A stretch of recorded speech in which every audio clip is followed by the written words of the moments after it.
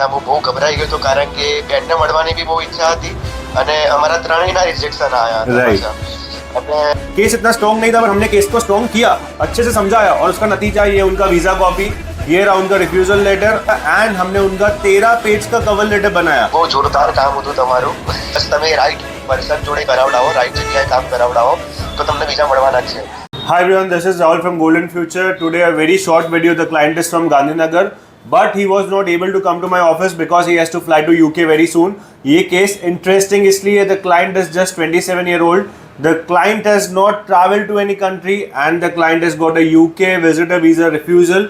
And guess what? जैसे मैंने बोला कि अब वो ट्रैवल कर रहा है, वो गोल्डन फ्यूचर के पास आया एंड हमने उसे वीज़ा दिला दिया। At the age of 27, non-traveled passport, low ITR, low income, and he got his UK visa. So we'll take him online. He's just there. His name is Himalaya. ये गांधीनगर से है। इनके पापा का, मम्मी का और इनका वीज़ा रिजेक्ट हो गया था यूके के लिए। इनकी बहन को वहाँ पे मिलने जाना चाहते थे। फिर उन्होंने हमारे वीडियोस देख के हमें कांटेक्ट किया एंड हमने उनका 13 पेज का कवर लेटर बनाया।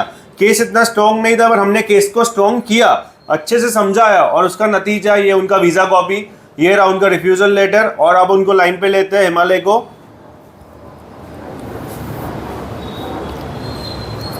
ઓકે હાય હિમાલય, કેમ છો? મજામાં? કેમ ચોટે છે? હા એકદમ ઉભા રહો એક સેકન્ડ। હવે ચોંટે છે કે દેખાય છે બરાબર? ના ના હવે બરોબર દેખાય છે। Okay perfect. હવે મેં તમારી બ્રીફ હમણાં જ લોકોને આપી કે તમારી સિસ્ટરને મળવા જવું હતું। હવે સિસ્ટર યુકે રહે છે, નેચરલી કોઈને બી ઈચ્છા થાય કે મળવા જઈએ। તમે તમારા ફાધર મધર જોડે વિઝા મૂક્યા હતા, વિઝા રિજેક્ટ થઈ ગયો, પછી તમને અમારો રેફરન્સ કોઈ કે આપ્યો? તમે અમારા કદાચ વિડીયોઝ બી કદાચ ઇન્સ્ટાગ્રામ પર જોયા હશે ઓનલાઈન। હા મેં ઇન્સ્ટાગ્રામમાં બી જોયું અને મારા ગામમાંથી જ હતા જેમને મને રેફરન્સ આપ્યો। ઓકે તો તમારા ત્યાં જ છે તો હું તમને ઓફિસ વિઝિટ કરીને તમને મળ્યો હું। તો તમારું કામ મને તમારી વાતો પરથી જ લાગ્યું કે અહીંયા કરવા જેવું છે એમ। તો તમારા જોડે ફાઇલ મૂકવાનું ડિસિઝન લીધું મેં પછી। મને યાદ છે તમારું રિજેક્શન આવ્યું ત્યારે તમે એકદમ ગભરાયેલા મને ફોન કર્યો હતો। મેં કીધું ટેન્શન ના લો, રાઈટ? એ વખતે પછી બીજા દિવસે તમે મળવા આવ્યા હતા ત્યારે મળીને કેવું લાગ્યું હતું?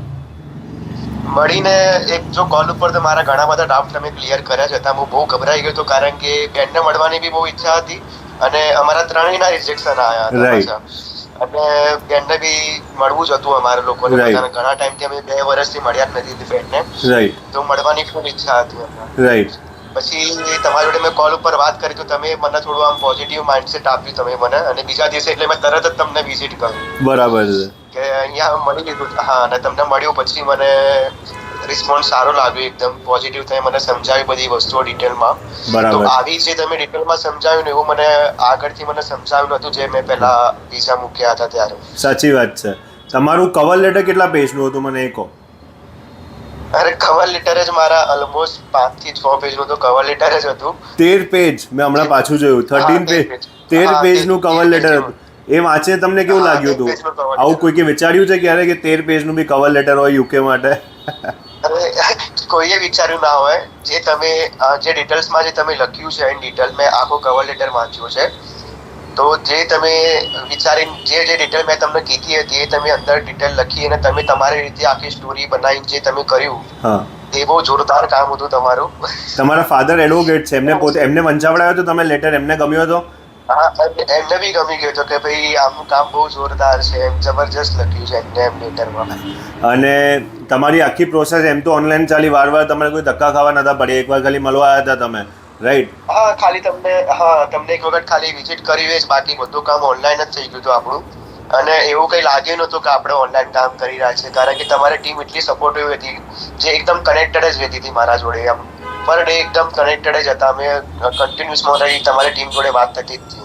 હિરેનભાઈનું તમને કેવું લાગ્યું કામ?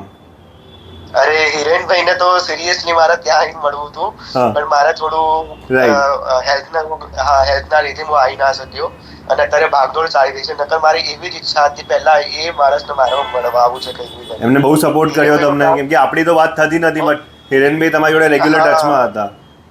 હા રેગ્યુલર હતા, ભલે એમને મને ડોક્યુમેન્ટ માટે બહુ આમ વારંવાર મેસેજ કર્યા પણ એ જ વસ્તુ જે હતી જે લાસ્ટ ટાઈમ મિસ થઈ ગઈ હતી મને એવું લાગે છે જે મેં કરાવી હતી એ લોકો વિઝાનું તો એ મિસ કરી નાખી હતી આ બધું વસ્તુ. ડિટેલમાં મારા જોડે કઈ ડોક્યુમેન્ટ એટલા લીધા નતા, કશું નતું. બરાબર. તો હિરેનભાઈ કે તમે જે ડોક્યુમેન્ટ જે લીધા છે બધું કમ્પ્લીટ કામ કરી લીધું છે. અમારે ત્યાં લોકો એ જ કહેતા હોય છે ડોક્યુમેન્ટ બહુ માંગો છો પણ એન્ડ રિઝલ્ટ એટલે જ વિઝા આવે છે. હા, એના લીધે જ એ જ રીઝન છે. તો હવે મને બી ખબર પડી, પણ મેં તો ફૂલ સપોર્ટ કર્યો હતો, પેશન્સ રાખીને હિરણભાઈને મેં એકદમ સપોર્ટ કરીને જે બી માંગ્યું હતું પ્રોવાઈડ કરી. હવે તમારો વિઝા પહેલી વાર રિફ્યુઝ થયો હતો જાન્યુઆરીમાં, રાઈટ? આ વર્ષે જાન્યુઆરી 2025માં. હા.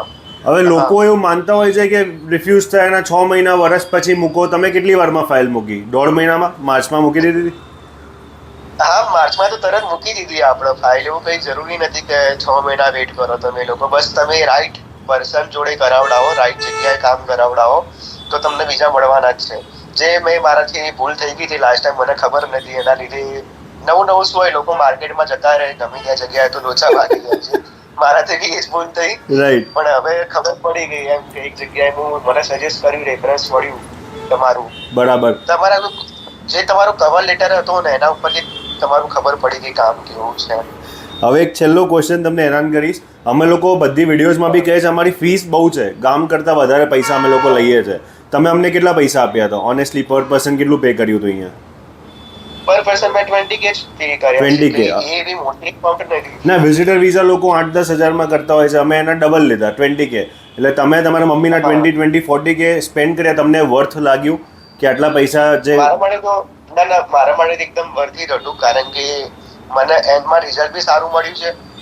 પ્લસ તમારા જે કામ લાગ્યું તમારા લોકોનું, તમારી આખી ટીમનું જે કમ્પ્લીટ કામ હતું એમ તમે પરફેક્ટ મને લાગ્યું ત્યાં. બરાબર છે. નહીં, થેન્ક યુ હિમાલયા ટાઈમ કાઢવા માટે, અને all the best. UK enjoy કરજો અને મસ્ત ફરી કરીને એકદમ ફ્રેશ થઈને આવજો. અને ફ્યુચરમાં ક્યાંય બી જવાનું હોય તો કોન્ટેક્ટ કરજો પાછું, Europe UK. Thank you so much. અને હવે તો ભૂલ થાય જ નહીં ને ભાઈ. એક વખત માણસથી ભૂલ થાય, હવે તો તમારા ત્યાં જ આવીશ ગમે તે મારા હશે. ના, ડન. થેન્ક યુ ભાઈ, all the best, bye. Thank you so much, bye. जैसा कि आपने सुना, इन्होंने कहा कि एक बार गलती हो गई, बार बार गलती नहीं होनी चाहिए. विजिटर वीज़ा के लोग 10,000 लेते हैं, हम लोग 20,000 लेते हैं. पूरे कंट्री में we are one of the most expensive consultants, but उसका फ़ायदा यही है कि वीज़ा आता है. सो गाइस, मैं इनको टैग करूंगा, कोई भी डाउट है तो आप इनसे पूछे. एक और बार दिखा रहा हूँ, ये रहा उनका रिजेक्शन लेटर जो आपको स्क्रीन पे दिख रहा है, ये रहा उनकी मम्मी का रिजेक्शन लेटर जो आपको स्क्रीन पे दिख रहा है, और ये रही 2 वीज़ा कॉपीज जो आपको स्क्रीन पे दिख रही है. कुछ भी ब्लर नहीं है, रिजेक्शन लेटर भी क्लियरली दिख रहा है कौन सी डेट का, और वीज़ा भी कौन सी डेट का है. तो ये एक ही कंसल्टेंसी पूरे इंडिया में करती है, जो है golden future, Europe visa king, my self. Thank you, have a great day.